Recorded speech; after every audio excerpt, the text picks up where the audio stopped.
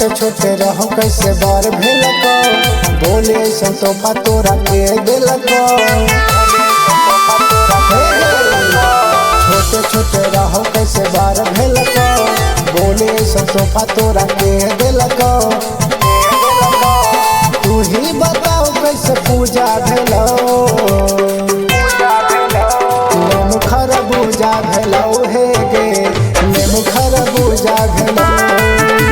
Name खरबूजा भेलो हे गे नेम खरबूजा भेलो। मिक्स बाय मनोज मस्ताना।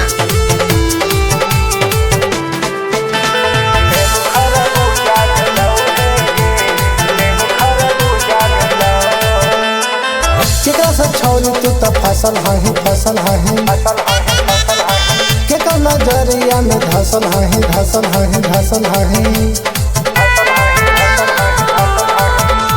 केकरा से छोड़ी तू तो फसल हही केकर नजरिया में धसल हही ई कैसन छोड़ी अजुबा भेलो नेम खरबूजा भेलो हे गे नेम खरबूजा भेलो नेम खरबूजा भेलो हे गे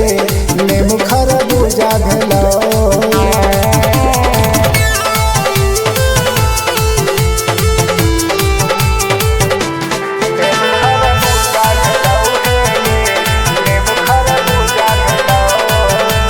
आगे से बेटर तोर पाछा होगे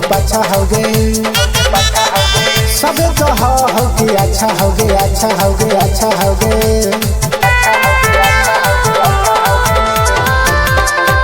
आगे से बेटर तोहर पाछा होगे सबे तो हो कि अच्छा होगे राहु मनोज मोह